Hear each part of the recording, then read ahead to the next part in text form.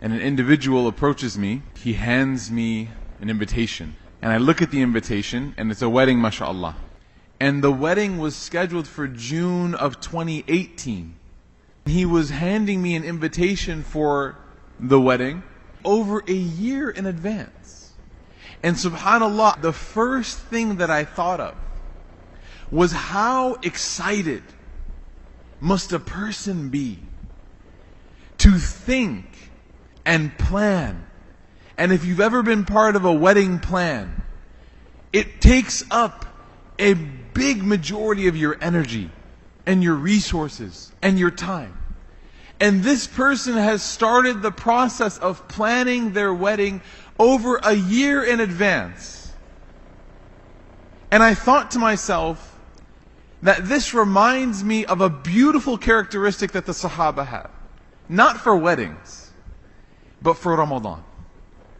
That when you think of the month of Ramadan, a lot of us, may Allah subhanahu wa ta'ala allow us to see Ramadan.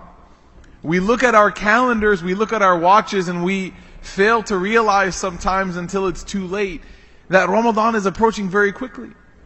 That the first night of Taraweeh will be 2 weeks from today, inshallah ta'ala. If the, calendar suggests it. And we think to ourselves, man, it feels like we just did Eid. It feels like Ramadan just ended. I can't believe another year of Taraweeh, another year of Iftar, another year of Dua, another year of Quran. And when we look at the culture of the companions of the Prophet Muhammad ﷺ, as interesting as excited as this brother was for the wedding of his child, the Sahaba had a very similar outlook with their month of Ramadan.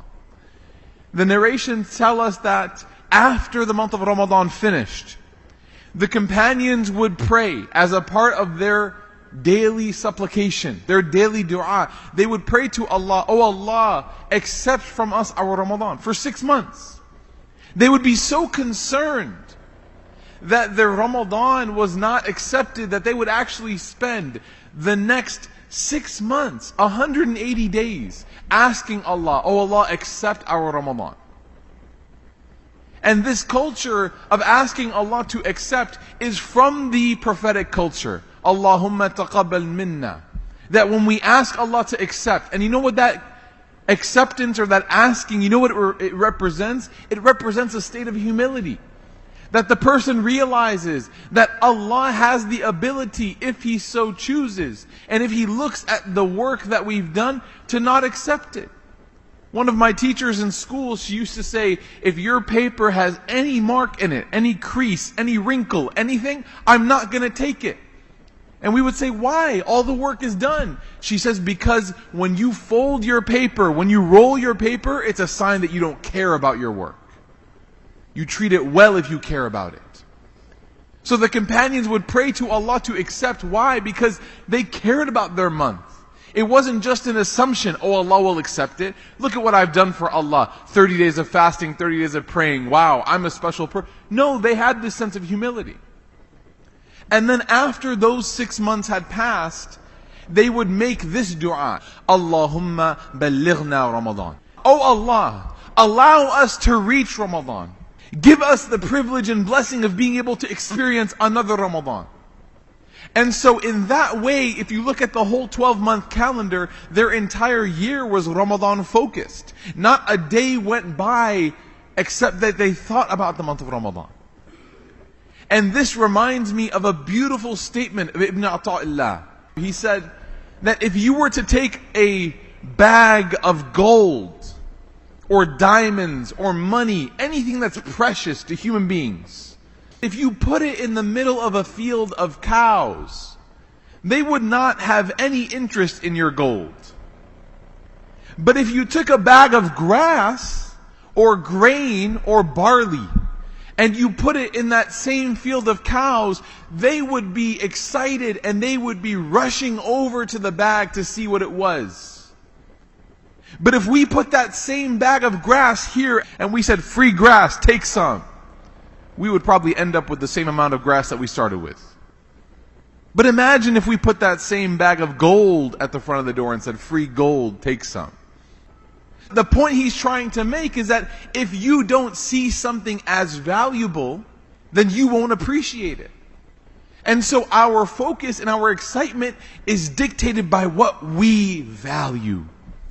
When you value something, you get excited at the prospect of it. So if we think of Ramadan and there's no sense of excitement, the question we have to ask ourselves is, do we value Ramadan?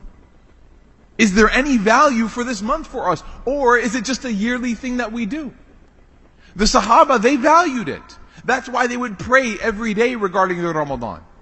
And that dua that we're going to talk about, Allahumma ballighna Ramadan, there is a sense of desperation when you understand what they're saying. It's not, oh Allah, please give us Ramadan if we can. It's desperation. Oh Allah, if you don't give us Ramadan, I have no idea what I'm going to do. As they're opening their hands praying for this month, they're thinking about the last 11 months where shaitan has influenced them and trained them, and there's a long list of deficiencies that they have with their relationship with Allah, and the only solution for those problems they see is Ramadan. I have to ask myself, and everyone here has to ask themselves, how much have we asked Allah to deliver us to this month? Not out of convenience, not out of looking forward to the iftars and the reciters, but simply because we need this month to fix us, to get us right.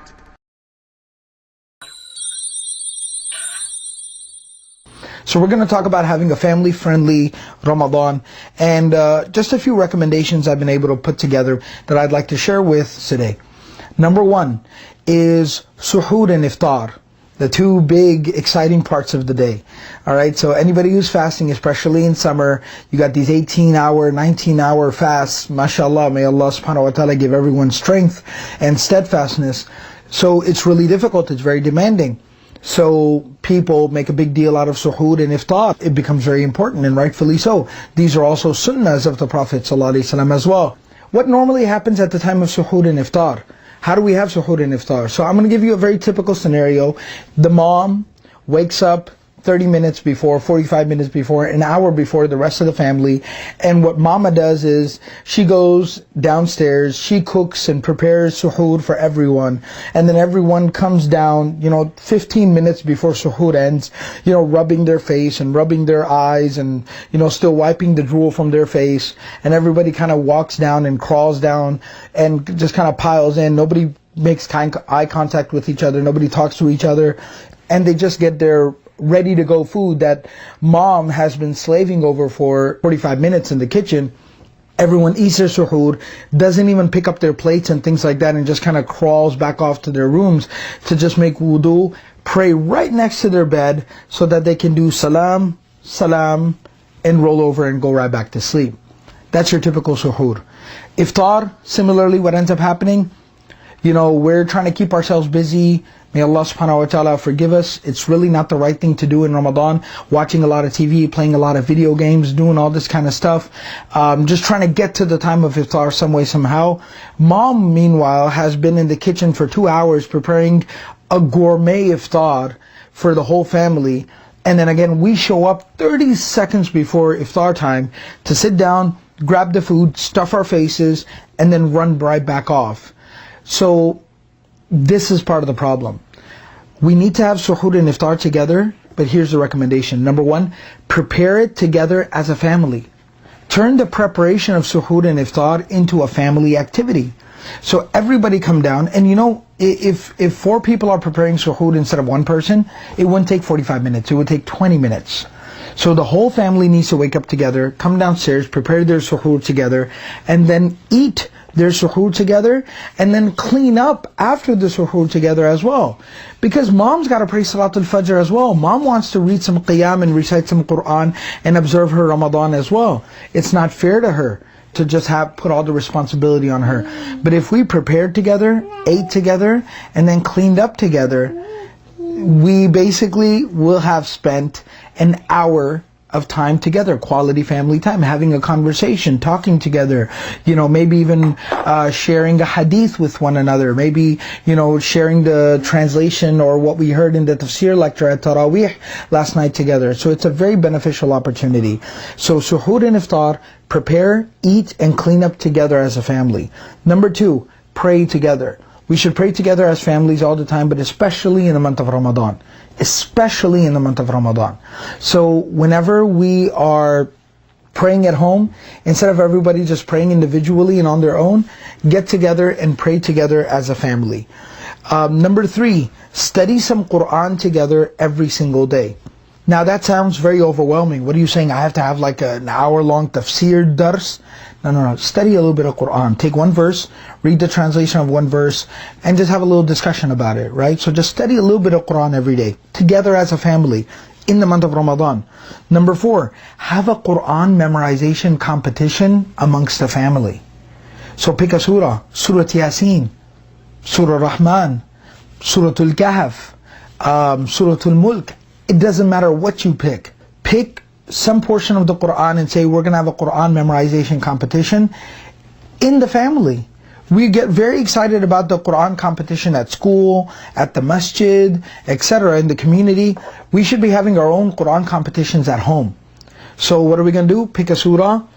Everyone's going to try to memorize it. Whoever memorizes it first and is able to recite it without any mistakes to the rest of the family wins the competition. They'll get some type of a prize. Everybody else is going to buy them gifts, whatever the case may be. But it makes the whole family do something together as a family. And number 5, especially young married couples, especially those who have smaller children. Taraweeh is an emphasized sunnah for men. It is an optional practice for women. Nevertheless, we also have to understand, aside from the fiqh technical ruling on Taraweeh, there's something greater at stake. We're talking about spirituality, we're talking about Ramadan, we're talking about our relationship with Allah. Women need those things just as much as men do. Wives need those things just as much as husbands do. Mothers need spirituality, a spiritual revival, a relationship with Allah, a renewed sense of iman. I would say not just as much as fathers, I would say even more so than fathers do. Because I know the vital role that my mother played in my life and in my tarbiyah. I always tell people, I learned iman, I learned how to believe from my mom. Mothers have that impact on their children. So our wives, our sisters, and especially the mothers of our children also need to be able to experience Ramadan and better their relationship in the month of Ramadan with Allah. For that reason, my recommendation is this. If you got little kids and you can't take them to Taraweeh prayers, not just because of the noise issue, but what I'm talking about is, like, I know my kids have a bedtime. They can't physically stay up past a certain time. They're babies. So the kids go to sleep. Now somebody's got to stay home with the kids and somebody's got to go for Taraweeh prayers. So what I recommend is parents take turns staying with the kids and attending Taraweeh prayers. Even if it's not every other day, once a week, twice a week, whatever the case may be, whatever you can manage. Dad, make a little bit of a sacrifice. Taraweeh prayers is also sunnah to perform at home, by the way. That if the mom, your wife, is going to get together with a few friends, go to Taraweeh prayers, pray Taraweeh, listen to the dars, listen to the khatira, receive a little bit of a spiritual boost, an iman boost, facilitate that for her. Your monthly support of $10 ensures free Quran education stays free and impactful for Islam learners globally. Every contribution matters.